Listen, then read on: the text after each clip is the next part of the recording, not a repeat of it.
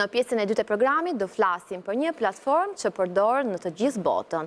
Po flas për ChatGPT dhe ne shqiptar jemi shumë krenar sepse krijuesja që e ka krijuar është Mira Murati. Do flasim për si përdoret, po së pari shikojmë një insert dhe pastaj rikthehemi për ta biseduar në studio.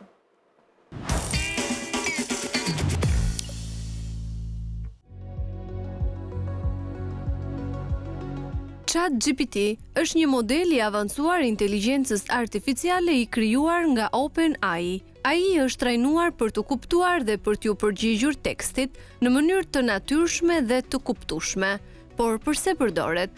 Përdoret në komunikim, për t'ju përgjigjur pyetjeve, për të ndihmuar me kërkimet dhe për të bërë biseda interesante. Për mbështetje profesionale, përdoret për të krijuar përmbajtje, për të përmirësuar mesazhet dhe për të ndihmuar me shkrimet profesionale ose krijuese. Për mësim dhe edukim, mësuesit dhe studentët mund ta përdorin si një mjet ndihmës për mësime, shpjegime dhe projekte. Për zgjidhje problemesh, AI ndihmon në gjetjen e ideve, analizimin e situatave dhe zgjidhjen e dilemave. Kush e përdor? Profesionist si shkrimtar, gazetar dhe krijues përmbajtjesh, student dhe mësues për arsimim dhe studim, biznese për të ndihmuar me komunikimet e tyre të brendshme apo me klientët. Çdo kush që kërkon të mësojë diçka të re ose të përmirësojë idetë e veta.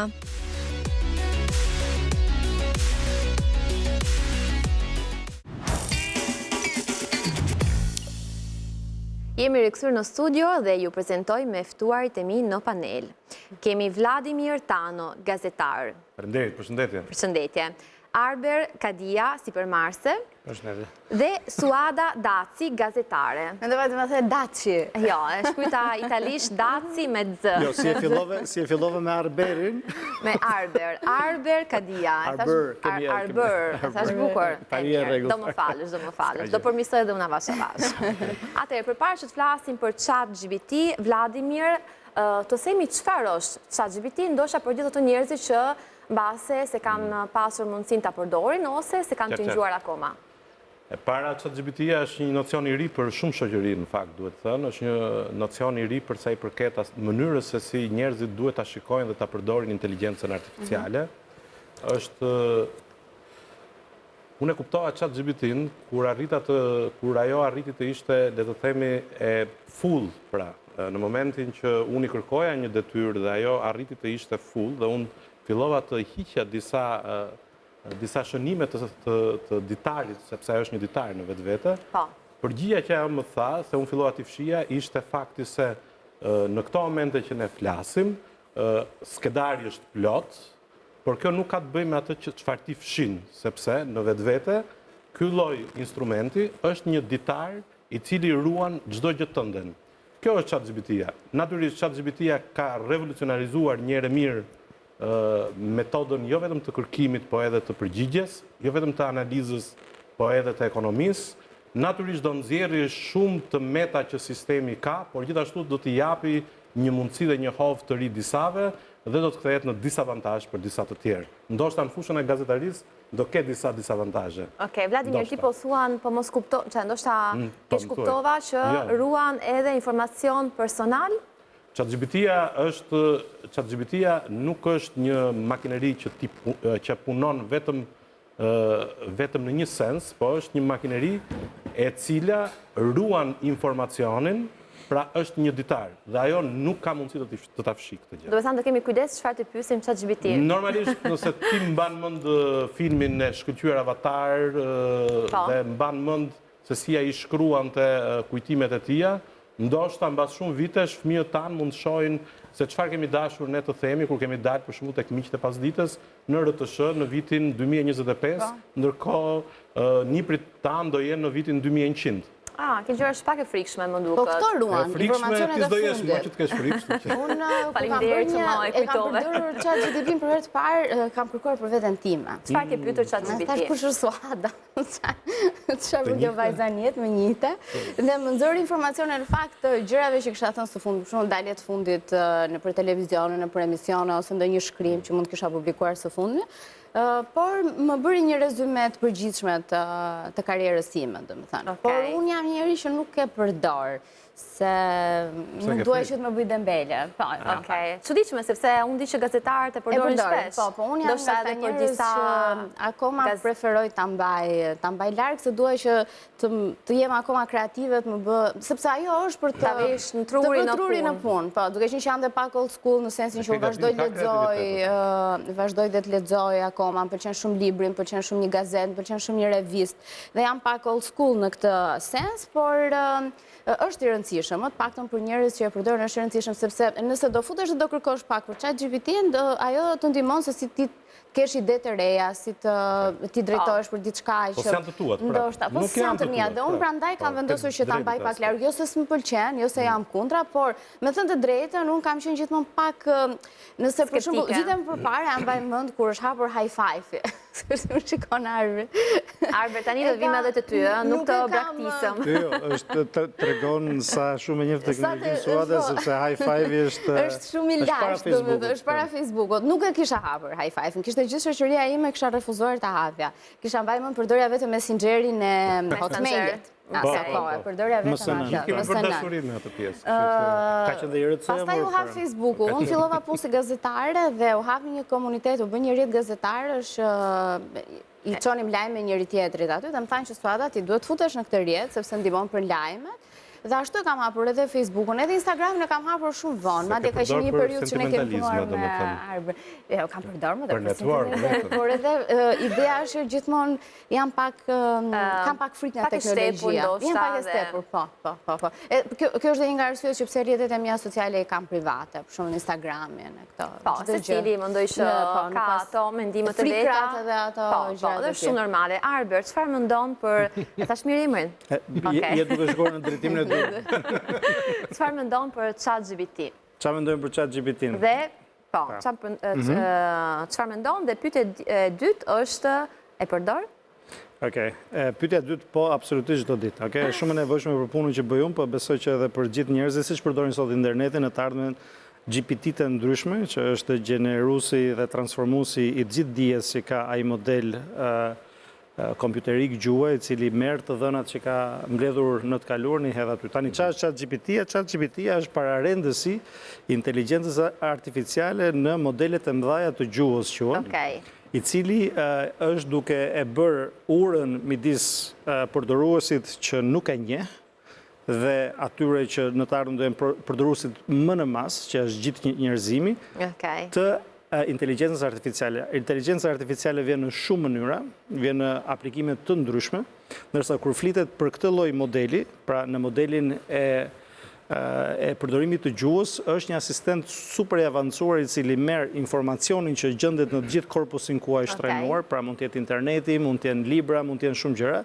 Atë informacion pastaj ta përkthen në një mënyrë bisedore, le themi, pra në një bisedë që ty të bën sens, për të pasur pastaj një informacion, një asistent personal etj. Tani forma se si ai transformohet, mënyra se si ajo do jetë në të ardhmen, është diçka që duhet parë, por një gjë është totalisht e pakundërshtueshme që ky është realiteti që ne do jetojmë që sot për ata njerëz që kanë përqafuar dhe në të ardhmen për të gjithë, sepse ne jemi duke ndërtuar një botë mbi 5G, pra një infrastrukturë shumë madhe informacioni, ndarje informacione etj. Nevoja që ne kemi për ushqimin, për menaxhimin e smundjeve, për menaxhimin e transportit etj.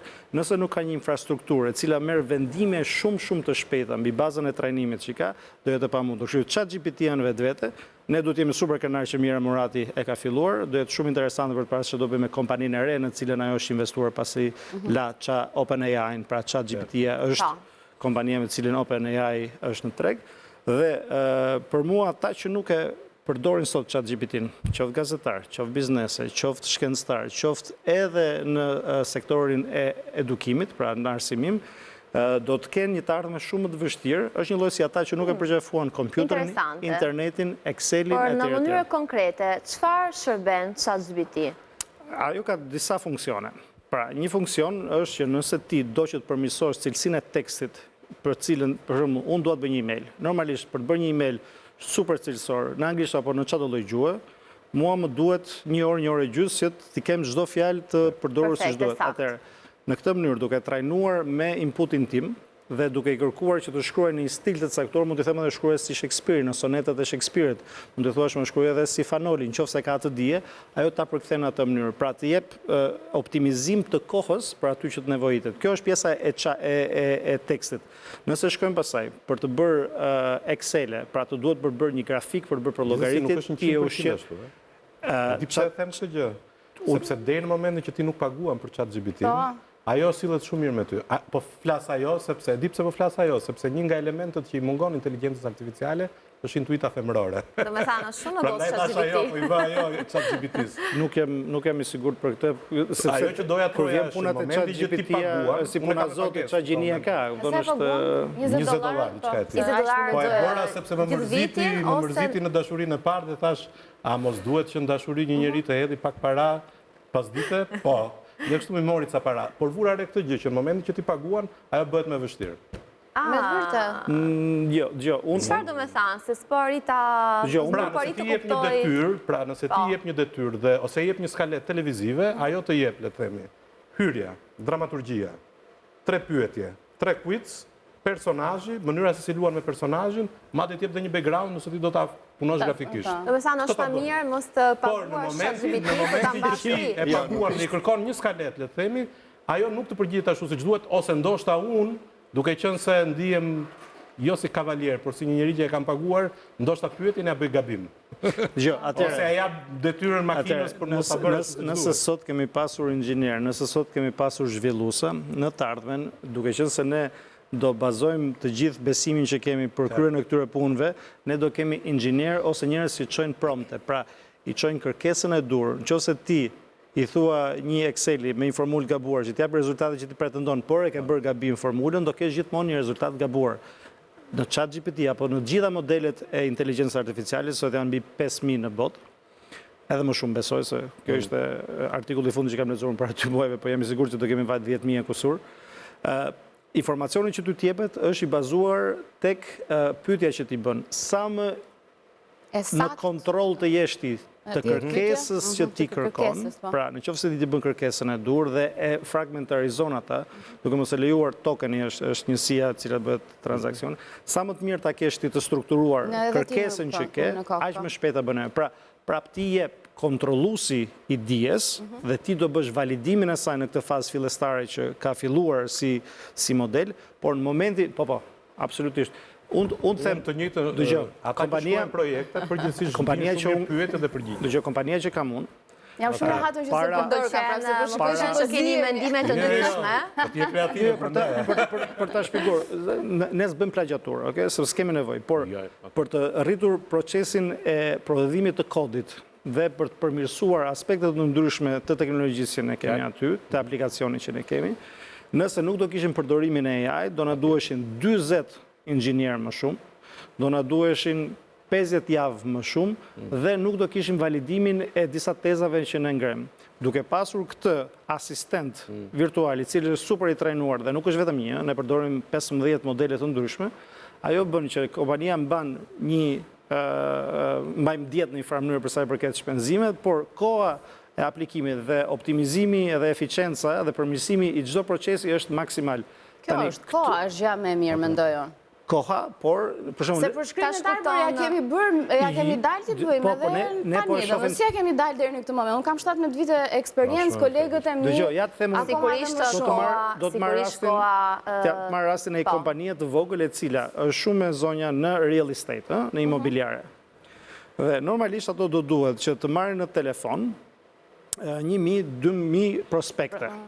Tashi, 1.000-2.000 telefonata, edhe sikur është telefonata më e shkurtër, në botë janë pak të 1 minutë që do e prezantohesh e vërtet, çfarë bën ChatGPT në këtë rast?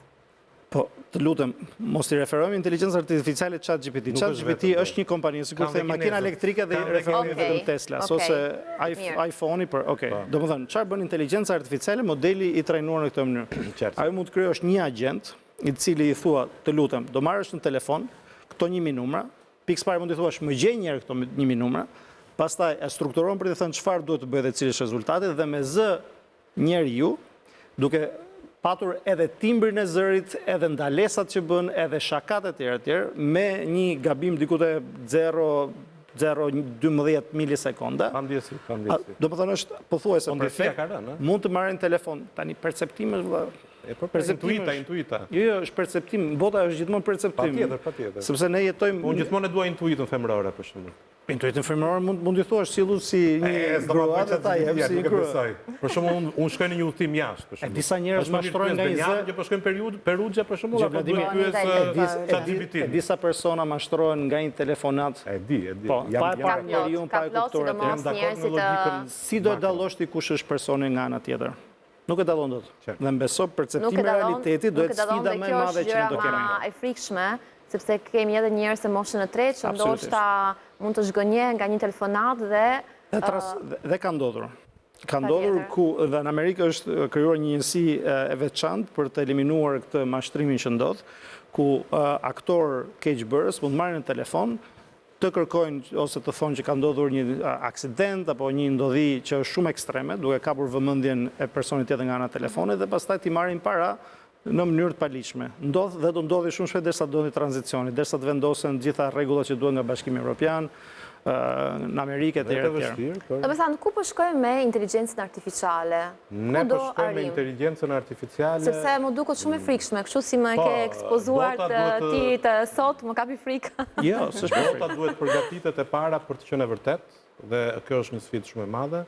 Bota duhet përgatitet që liria e fjalës do ridimensionohet, sepse për shembull pyeta një ChatGPT për veten time, megjithatë Suada, dhe pyeta unë për shembull jam marrë me organizata me federalistët e rinj europian, dhe pyeta kush janë njerëzit që janë marrë me federalistët e rinj europian në Shqipëri, dhe ajo thoshte një ndër themeluesit është Ylli Manjani.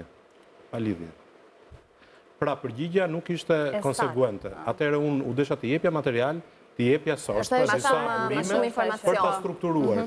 Pra të rinjtë e ditëve të sotme, unë i kam parë në për debate të rinjtë e ditëve të sotme, pyetjet i kanë paragrafe të gjata dhe të pakuptueshme. Dhe ti mendon këta tani janë të zgjuar apo po përdorin inteligjencën artificiale për të bërë këto pyetje?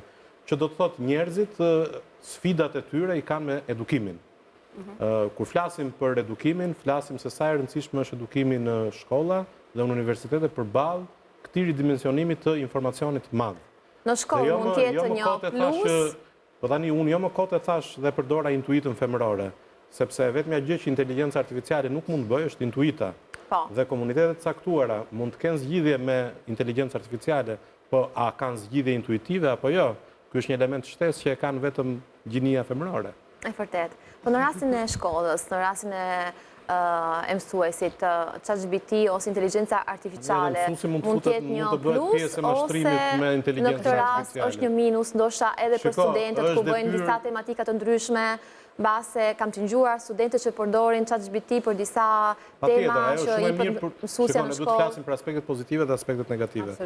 Para ChatGPT-ja flet shumë mirë shqip, dhe kjo është ndoshta merit edhe krijuesve të Këtë e kam vërtetuar edhe unë. E flet shumë mirë shqipen. Po, e ke vërtetuar shumë mirë. Vetëm mos kërkoj kurs gjuhë. Kishte më duket. Edhe kurse gjuhë, po sepse kur po lexoja për programin, kishte. Por e rëndësishme është fakti që teksa rritemi dhe edukohemi, është shumë e rëndësishme të marrim, siç shkojnë në farmaci për të marrë disa pilula kundra X apo Y smundje ose vitaminën D që ne duhet ta marrim me shumicë tani që po vjen vera, është shumë e rëndësishme që brezat të rriten të sigurt. Kjo lloj sigurie nuk e di Arbri mund ta shpjegoj më mirë, është në rrezik apo nuk është në rrezik. Kjo është një gjë që do të na ballafaqojë, se problemi është të ballafaqojë dhe me ignorancën. Po, shumë e vërtet. Tani që vjen në program, gocat që po më rregullonin i pyeta dhe thash ju e përdorni ChatGPT-n dhe më thanë po e përdorëm dhe e vura re që e përdorin më shumë për të pjesën e beauty-t edhe të ushqyerit shëndetshëm. Për shembull tha moa ChatGPT-ja më nxjerr se sa kalori ka brokoli, karrota ose gjitha ushqime. Dhe pastaj tha unë zgjedh ta ha edhe në Google ndoshta po shkruajmë sa kilokalori ka. Unë vazhdoj akoma të përdor Google. Okej. Sa rrezikshme është meqense pyetish parë Vladimir, si mund të kemi kujdes dhe sa shumë e rrezikshme është ChatGPT në një të ardhmen?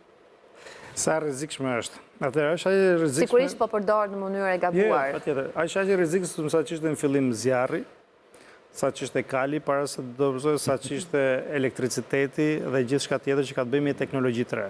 Kjo është një teknologji e re, për cilën njerëzit nuk e kanë gjetur akoma fushën ku do adoptohet më së shumti. Kështu që Logjikisht njerëzit nga ndryshimi kanë frikë. Çfarë lloj ndryshimi? Ndryshoi modelin e flokëve, ka frikë etj. Pra, detyra kryesore që kanë ata që po e zhvillojnë këtë teknologji dhe po e vënë në dispozicion njerëzve është ta bëjnë që ta kuptojnë se cilat janë benefitet e saj. Nga ana tjetër, janë njerëzit, qeverit, janë liderat spirituale, ku di unë, cilët duhet bëjnë pjesë një debati për ta rregulluar mënyrën se si do menaxhohet dhe qeveriset kjo gjë. Dhe me që e nisëm me Mira Muratin, po them që Arba Kokalari është personi, një vajzë shqiptare që është europarlamentare, që është personi që po udhëheq pjesën e qeverisjes AI-t në Bruxelles sot. Pra ka tentativa të mëdha që të menaxhohet tani. Çfarë është e ardhmja, dhe këtë duhet të them, është që ne nuk do ndryshojmë vetëm ChatGPT-n, ne do ndryshojmë si njerëz. Një lloj siç ndryshuam në momentin kur zbuluam zjarrin, kur bëm zhvillim, kur gjetëm rrotën dhe pastaj bëm akoduktet romake, sepse është një transformim shoqëror botëror, nuk është gjë kaq e thjeshtë. Kur zbuluam elektricitetin, telefoninë, e gjithçka. Jo, s'ka ndodhur akoma. Është shumë herët. Po pse kush e përcakton këtë gjë? Thjesht adoptueshmëria. Kush? Adoptueshmëria. Në 1995 njerëzit thonin që interneti është një fluck dhe s'ka për të funksionuar fare. Dhe nuk e dinin se çfarë do bënin me të. Kjo është relativizma që i gjen përgjithësisht. Nuk është relativizëm, është një moment tranzicioni nga një mënyrë e vjetër të bërit gjës tek e reja. Tani, nëse do marrim Yuval Harari, që është një nga mendimtarët kryesorë, që është edhe në Davos etj. Që të paktën e vlerëson në atë mënyrë.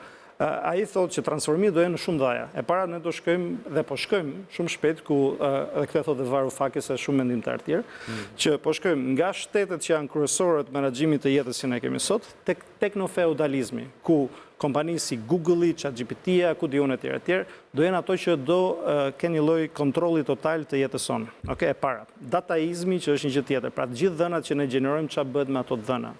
E dyta, do kemi jetë më të gjatë sepse zhvillimet që po ndodhin dhe njohja e smundjeve që ne kemi do jetë më lehtësisht e identifikueshme dhe e trajtueshme.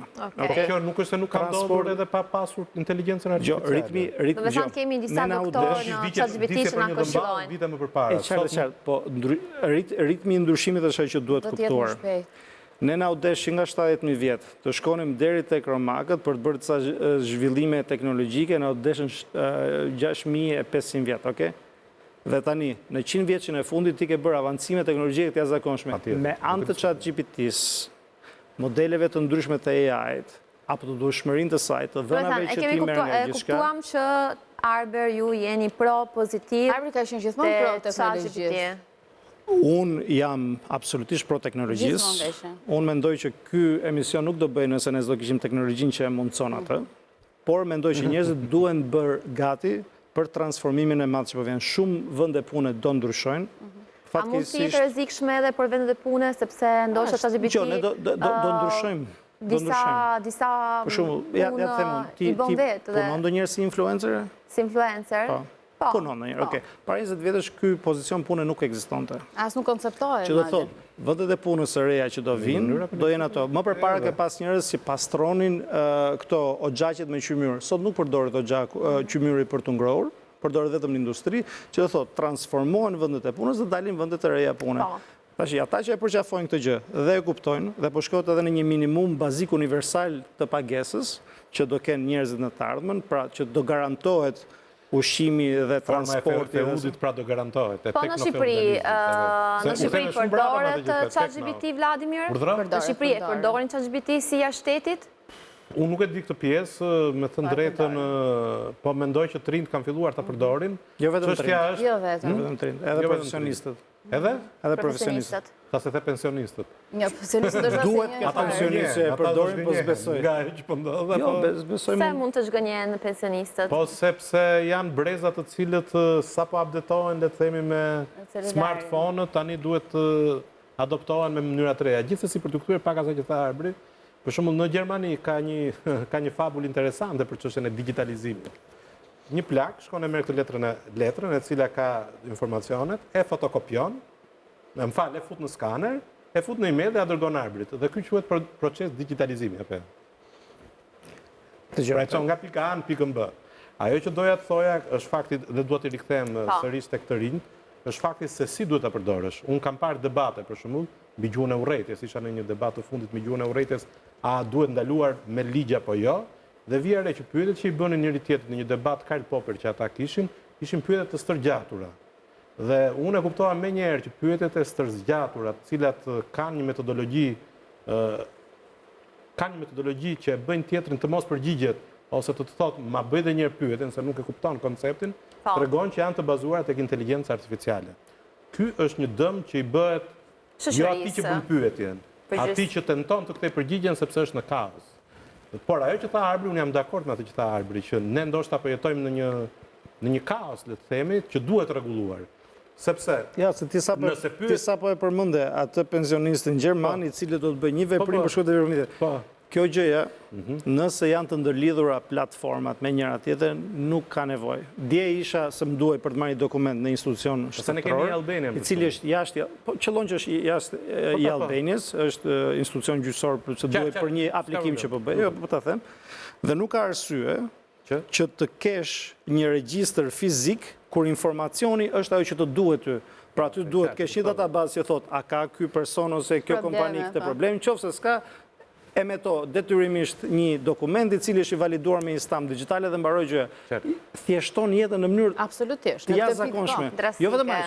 Marrim rastin tjetër, tek se ne kemi dashur në fillim me kompaninë që kam unë që të bënim këtë zgjidhje. Shkon te doktori.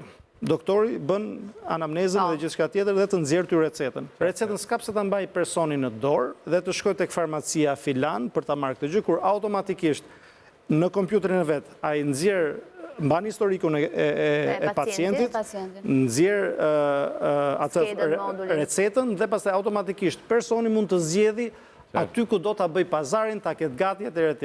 Ne personalisht tek aplikacioni Patoku që kemi zhvilluar. Shiko tani çfarë po bëjmë. Duke qenë se ne kemi zhvilluar disa teknologji. Pastaj ju keni edhe një aplikacion për shërbime të ndryshëm. Po njerëzit aktualisht duhet të shkojnë të bëjnë shumë hapa për të vajtur, për të rezervuar një taksi, për të rezervuar pastrime, gjithë gjëra shërbimet që kemi aty, okay? Çfarë po punojmë tani është që në mënyrë si një bisedë, ti mund t'i thuash modelit ton të AI që ne po e zhvillojmë. Po t'i thuash, më duhet një taksi këtu në orën 10. Via audio dhe të vjen këtu. Në momentet e vendit përcaktuar. Po, ose dua që të pas ndërtimit të shtëpisë të kem hidraulik dhe elektricitet me këtë buxhetet e tjera dhe të gjej atë. Ose dua të shkoj në plazh, dua hotelin, shezllonin, gjërat e tjera të gjitha aty. Po. Tani, koha që ne fitojmë se ne këtu 85-90 vjet kemi në këtë tokë. Gjëja më e rëndësishme është koha. Absolutisht. Dhe në qoftë se nuk gjejmë mënyra për ta shkurtuar kohën, pra prandaj është e mirë pjesa. Në qoftë se unë do dua të takoj Beniadën, do të pyes ChatGPT, kush është koha më e mirë për të takuar Beniadën në RTSH? Çfarë mund të bëj për të takuar një vajzë që punon në botën televizive dhe ka angazhime të tjera dhe ChatGPT të sugjeron disa mënyra për të takuar. Është vërtet. Aktualisht Google-i, ka ndërtuar një model pikërisht për këtë gjë, ku ti mund marrësh një biznes, të marrësh agentin tënd, pra asistentin tënd digital dhe të thuash gjë, dua të pres flokën orën 5, më gjej biznesin që është më afër me këtë range çmimi, pra në këtë lloj intervali çmimi etj. Këto ditë etj. Dhe në mënyrë automatike agenti merr në telefon bizneset dhe zbulon kush dhe të rezervon. Tani je një person që je në punë, je një mama e cila ka problem. Ndihmon dhe është një... Domethënë, është e shpejtë sa vetë mendimi, është e jashtëzakonshme. Është transformimi i jashtëzakonshëm i punës dhe i jetës.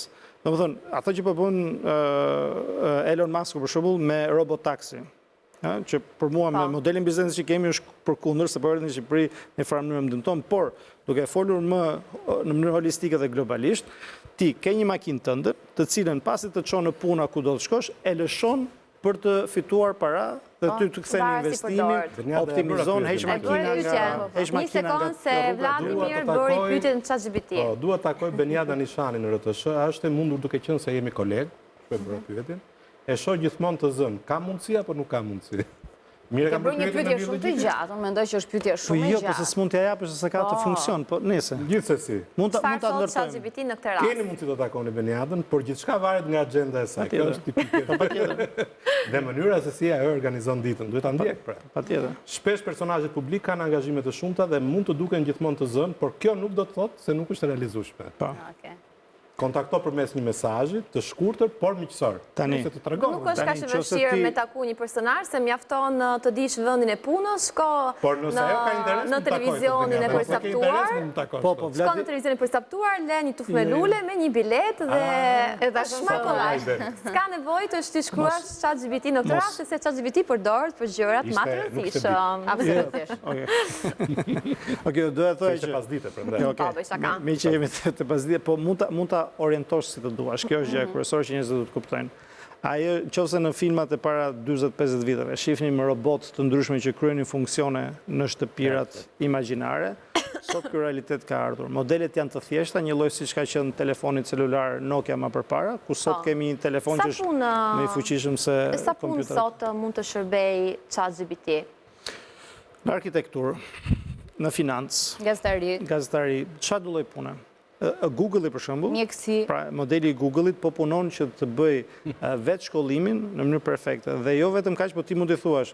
Dhe shifko çfarë ndodh me strukturën arkaike që ja kanë institucionet sot të arsimimit. Ti mund të thuash Google-it, këtij modelit të edukimit, dua që të mësoj parimet kryesore të termofizikës a ku diun etj. Dhe jo vetëm që i thua dua që të nxjerrësh tekstin, po i thua mua m'pëlqen ta gjej në formë podcasti. A mund ta bësh ti ta gjë? Por nuk është frika në të ardhmen, Vladimir dhe Suada, pyesë juve që shembull një redaktore në një të ardhmen mund të zëvendësohet nga ChatGPT, sepse ChatGPT të përgatit skaletën, të përgatit çdo gjë. Në një mbas 10 vite ndoshta disa vende pune nuk do ekzistojnë më për shkakun e ChatGPT. Çdo institucion ka roje pavarësisht se vitet kanë ndryshuar, shekujt kanë ndryshuar. Në Shqipëri. Mënyra se si janë ruajtur territoret kanë qenë gjithmonë me le të themi me ruajtje, pra me rojtar, ose rojtarët e kullës.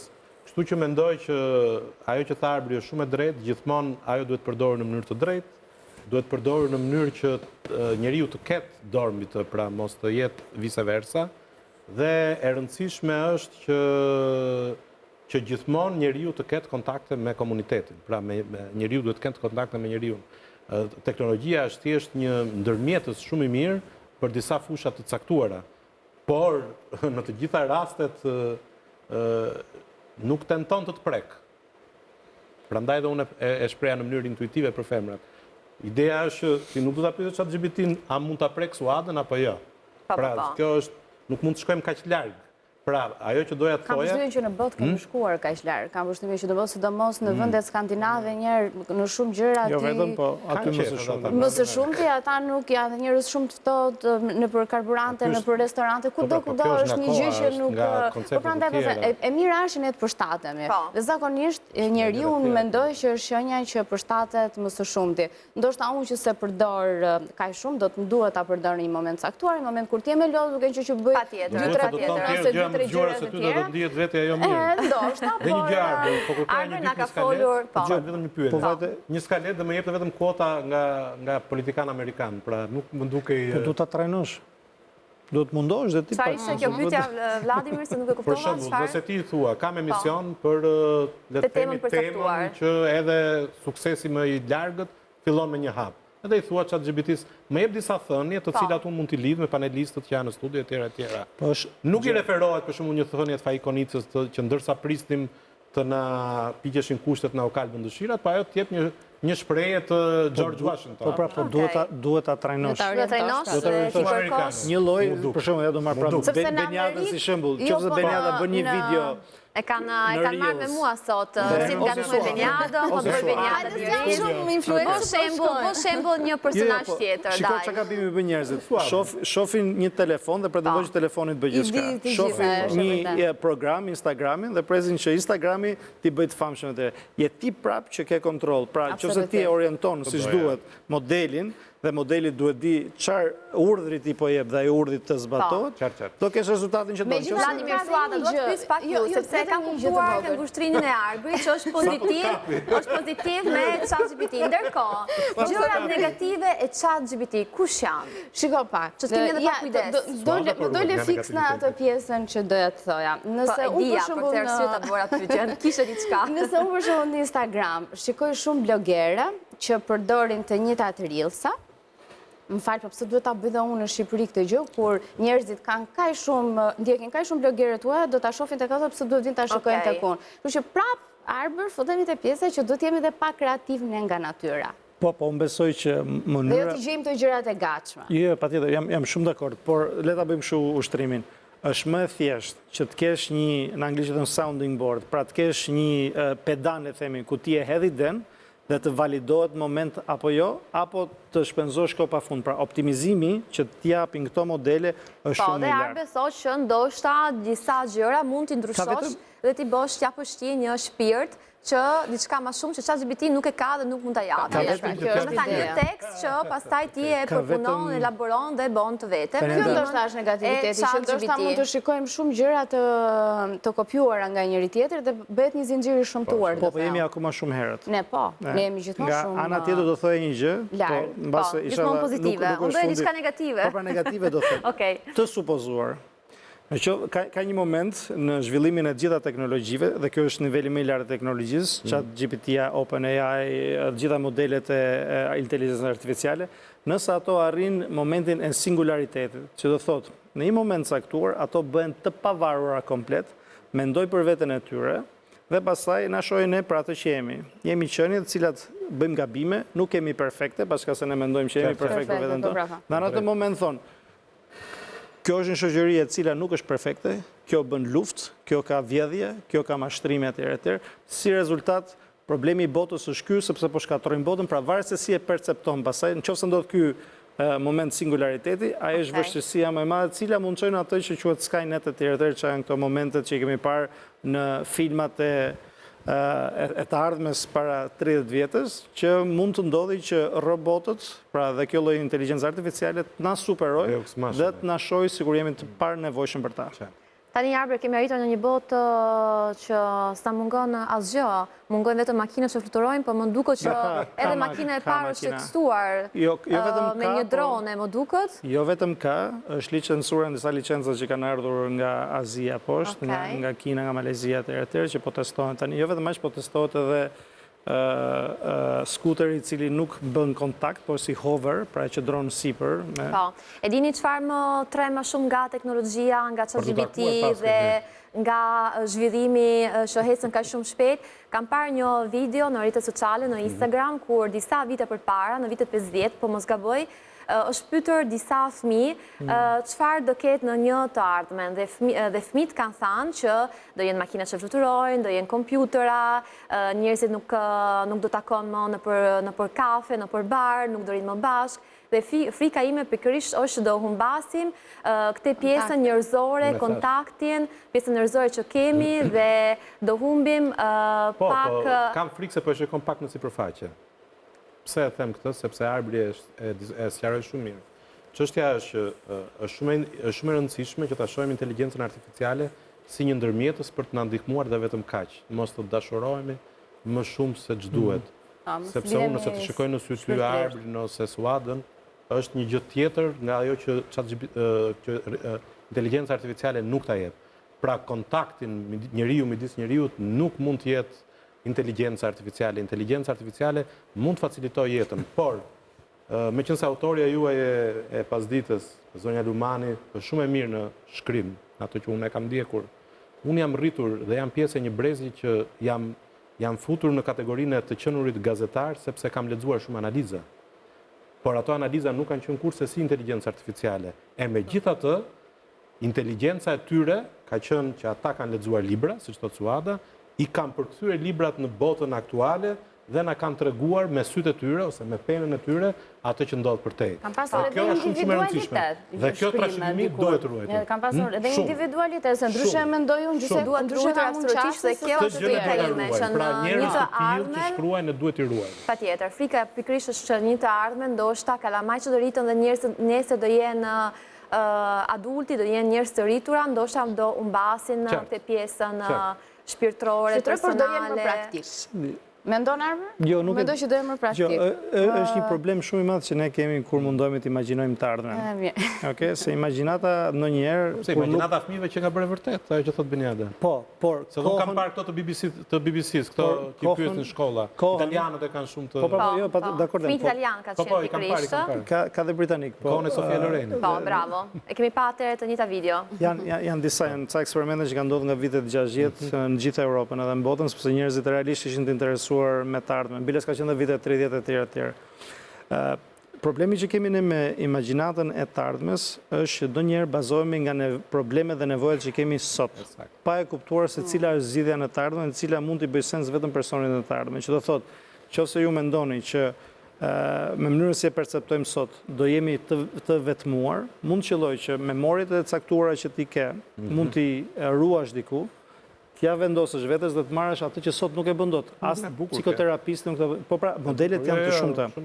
Marrim edhe një rast tjetër. Ne jemi një popull që kemi migruar pafund dhe njerëzit janë tharë nga malli që kanë pas me njerëzit. Që në momentin që ka filluar modeli që nga Skype-i, kalojmë pasaj te format tjera. Telefonin sot jemi afër, kalimi i parave, kontrolli gjithçka. Pra, patjetër, transformimi, çdo ndryshim që ndodh në botë, vjen me efekte anësore të saj, sa i bën rezistenca jo etj, po unë besoj që nëse ka qeverisjen e dur dhe nuk ndodhin këto momentet e kapjes nga një korporat, nga një shtet apo çdo lloj aktori tjetër, këto lloj teknologjisë vetëm do e përmirësojnë, sepse nëse ne shkojmë nga 7 ditë që janë disa vende të botës tretë që punojnë për të fituar $1 në ditë, dhe shkojmë që ata të kenë mundësi të hanë, të kenë sanitetin e dur, të kenë ilaçet që duhen, arsimimin e dur etj, sepse i lejohet, dhe shkojmë pastaj në vende si Shqipëria ku nuk të duhet më të punosh, dhe vende tjera, nuk të duhet të punosh $800-900 për këtë po ke baziken që të bën sens dhe nuk po duhet punosh më 6 ditë apo 5 ditë, mund punosh 1 ditë. Pakisja e madhe është pabarazia apo varësia? Interesante kjo pyetja. Një sekond, dua që të përgjigjet pak Arbrit, tani e ka marrë. Jo, patjetër, unë besoj që njerëzit janë të barabartë, qoftë në mënyrën se si krijohen, qoftë se si mendojnë, që si ka rastet e tjera. Por që ti garantosh atyre minimumin bazik universal, që është i koncepti që se arrijet, është shumë i mirë. Njerëzit do kenë më shumë kohë për të menduar për veten e tyre, për të luajtur me familje. Imagjinoj, sot ke familje të ndarë, për shembull Portugalia është 90% divorci midis familjeve. Sepse nuk shikojnë njëri tjetrin për shkak se punojnë shumë. Fatkeqësisht pabarazia apo varësia? Fatkeqësisht pabarazia apo varësia? Varësia nga kush? Nga inteligjenca artificiale. Unë po ndërkohë po bëj kështu si ping-pong. është pyetje komplekse, do të më japësh më shumë kontekst të përgjigjen e dur, po do thoya që pabarazia. Nuk po pyet sa GPT. Jo, pabarazia është kryesore. Pabarazia është kryesore sepse nëse ka njerëz që kanë akses më të madh në dije, në resurse, në pozicione të tjera, patjetër ata do vazhdojnë që të kenë atë avantazh. Është problemi aktual që ka bota. Problemi i madh është që mua pabarazia është një element domethënës, ndoshta duhet folur, po jo duhet folur, duhet luftuar. Duhet arrim në një mënyrë ku njerëzit janë të kënaqur, por pabarazia për sa i përket shanseve, vetëm shanseve. Për këtë po flas. Pastaj kur t'jepet mundësia me vrapu 100 metra, do të vraposh vetë. Por të paktën të shkosh aty. Nuk i di, se tani kanë filluar edhe kompjutrat edhe disa robot në shtëpi që të ndihmojnë për punë të shtëpisë. Bilës kam parë, tani do qeshni me të madh. Kam parë në Korea ose në Kinë, nuk më mend, disa burë të divorcuar që nuk gjenë partnere dhe kanë krijuar edhe forma inteligjencë artificiale një grua që kujdeset për punë të shtëpisë, që të përqafon, që do të thënë në një botë plot me inteligjencë artificiale, nuk e di. S'do mbetemi vetëm. Po. Do mbetemi ose nuk do mbetemi, nuk e di. Apo është një inteligjencë artificiale e krijuar. Çaj mashe, po më frikson tani. Këto pemët e qershit që ke mbrapa, nuk besoj se janë tipike japoneze. Janë grafike. Janë gjëra grafike nga Po. Kjo është ajo pra që E rëndësishme është ta përdorim siç duhet, mendoj. Suada, si e shikon? Jo, nuk e kam frikë teknologjinë, për sa kohë po shkojmë drejt kësaj, më pëlqen.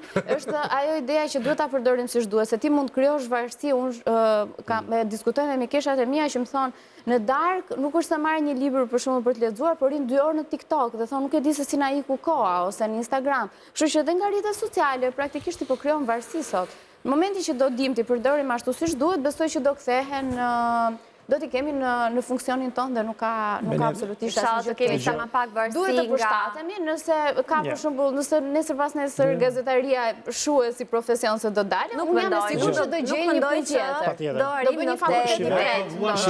Po nuk e kanë dalë. Shive pak sa interesante është. Ne po e shohim vetëm në prizmën se kështu e bën gjithë njerëzit. Shohim prizmën personal. Por le të themi nesër pas nesër të duhet që të shkosh shumë larg për punë dhe ke lënë prindrit këtu. Okej? Dhe nuk e infermierët e dur, nuk i pëlqen as si punë e tjerë. Do kesh një robot që do vitë shtëpia të bëj vaksinën ose... Jo vetëm aq, po çfarë po luftohet tani nga korporatat e mëdha është që ta kesh robotin asistent personal në unë kam shtëpi. frikë, më vjen më bën një gjilpër të vogël doktori, imagjinon po më vjen robotit të shtëpia me ato tela të forta, unë vdes para kohe. Do bëjmë dyshiri nga 91. Doja ta mbyllja kështu me buzëqeshje, me pozitivitet. Po, imagjinoje, nëse një doktori i duhen 7 vjet për t'u trajnuar dhe pastaj 40-50 vjet eksperiencë, një robot me inteligencë artificiale mund të ketë dhe 50.000 vjet inteligjencë që e ka mbledhur dhe pastaj ta bën me lehtësinë më të madhe. Atëherë këshilla ime sot është robotët që pastrojnë shtëpinë për shembull. Unë ja kam vënë emrin Hamit. Hamit është shumë dhe fëmijët e duan Hamitin pafund. Hamit, edhe ne duam të shtëpia një robot për pastrimet të shtëpisë, por shpresojmë që ChatGPT ta përdorim për gjëra të rëndësishme dhe të mira. Faleminderit për këtë bisedë të këndshme. Më dhatë shumë informacion për ChatGPT, si ta përdorim dhe si mos ta përdorim. Shkojmë në publicitet dhe rikthehemi pas pak. Ju pres.